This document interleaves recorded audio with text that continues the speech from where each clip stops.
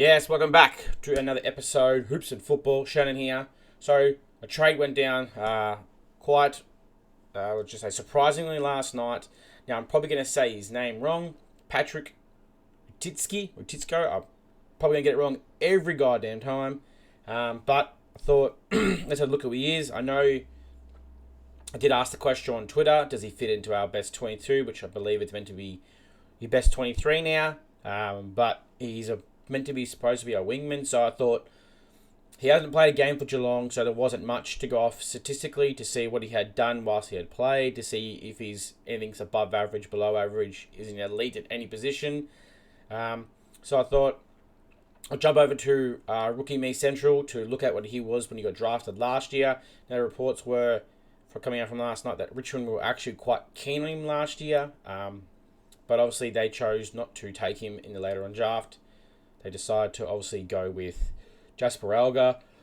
But I thought let's break him down, look at his strengths and his improvements they've got on there as well. His height, his weight, where he's from. So give everyone a bit of a basis of who he is, what his strengths are, and probably what he can bring to the club and what he can bring to the on-the-field success that we want to go forward. So he's 186 centimetres, so he's quite a decent size height as well. He's classified as a wingman in the draft as well, so his actual draft profile is wing. He's not a midfield, he's not a back, playing as a wingman. No, he's actually positioned when he was drafted was wing. So his strengths are endurance, which is great to hear. I'd love to be good to have. It's obviously a good quality to have as a player. Outside running, which is obviously we can all agree Richmond do need that. Outside running is K-Mac's gone. We're not quite sure if Hugo Ralph-Smith is going to be that replacement for the outside runner, but if he's an outside runner, he's probably going to love it, feasting off Taranto and Hopper. Pressed here as well. It kind of sucks maybe that McIntosh isn't around one more year. I think he could have used a good year learning from K-Mac, but look, it is what it is. Hugo will have to give him a bit of a hand.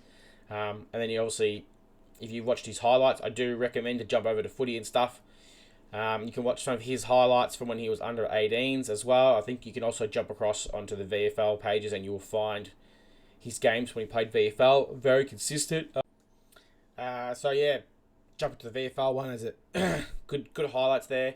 I did see some reports saying that under his under 18s, he wasn't sort of performing as good as what he has since he joined to Geelong and went into the VFL program. Showed a lot more progress since he's joined the VFL or the AFL world, which is a good sign, which means he can step up to the game. He seems to want to improve. So back to his strengths. Then it was after we did the outside running, which we all could agree would love to have. Then he went over to size. As a wingman, I'm pretty sure it's quite a big wingman at 186 centimetres. Quite impressive to be that size. And versatility, which means can play all around the ground in a little bit different positions. Happy with that, but there are some improvements that they really want to see. One of them was his defensive acts, which kind of a bit of a red flag for me, considering we have that issue with Hugo Ralph-Smith, as we all saw from the Dreamtime game.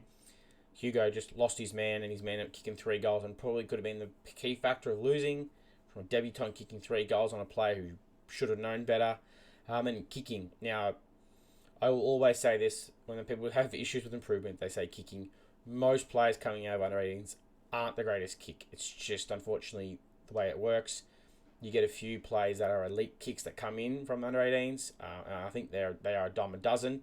So it's not all the be all end all. So, but he did play for Oakley Chargers as well and Carry Grammar. So look, it's just a little bit about Patrick.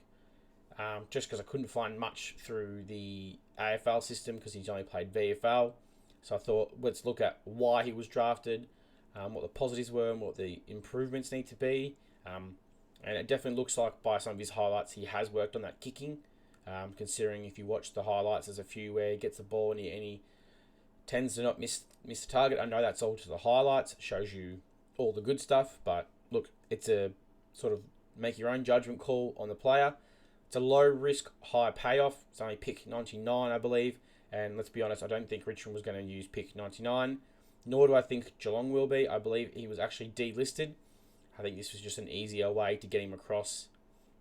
I'm not sure how that sort of system works. If anybody does, let me know in the comments below. I'd like to know. But alright, as usual, guys, please hit the like and subscribe button. I really do appreciate it. Go Tigers, as always. Stay safe.